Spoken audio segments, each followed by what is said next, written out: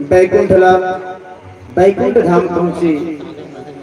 नारायण नारायण श्रीमन नारायण नारायण अपने महती नाम की वीणा को बजाते हुए बैकुंठ में पहुंचे हैं। जब बैकुंठ में पहुंचे तो भगवान नारायण से दंडवत प्रणाम की। हे नारायण, आपके श्री चरणों में दंडवत प्रणाम। बोली तथास्तु। हे नारद जी, आपका आगमन किस कारण से हुआ है? नारद जी बोले, महाराज संत की महिमा बताएं। संत की महिमा, जब संत हमारे जीवन में प्रवेश होते हैं तो क्या परिवर्तन होता है? तो भगवान ने कहा, नारद ध्यान देकर के सुनो। संत की महिमा मुंह से वर्णन करने की योग्यता हमें भी नहीं है। संत हृदय नवनीत समाना, उनका हृदय तो मक्खन के समान होता है। तो बोले, आपको हम अपने वाणी से तो बता नहीं सकते नारद, लेकिन पृथ्वी लोक में देखिए एक इमली का पेड़ है, उस इमली के पेड़ में गिरगिट रहता है। संत की महिमा उस गिरगिट से अच्छा कोई नहीं बता सकता।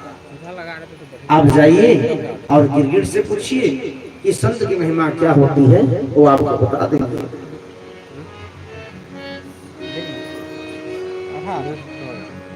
अब संत की महिमा जानने के लिए नारद जी गिरगिट के पास पहुंच गए। बोले, गिरगिट आप हमें संत की महिमा बताएं।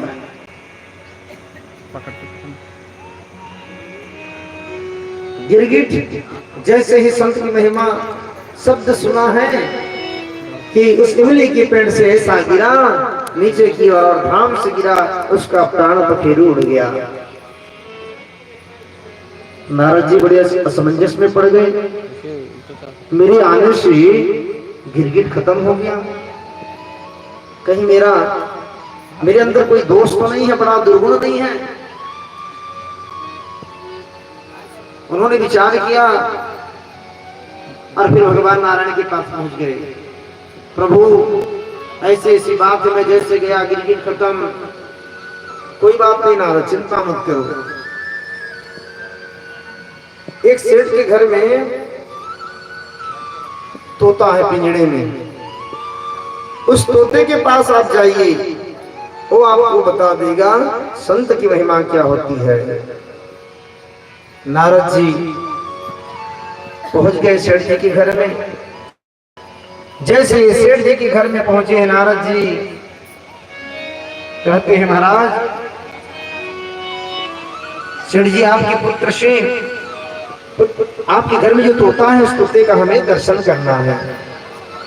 ठीक है, तोते के पास पहुंच गए नारद जी और दोनों के बीच में जैसे ही वार्तालाप चालू हुआ कि हे तोता, संत की महिमा क्या होती है। जैसे ही तोता बोलने वाला था राम राम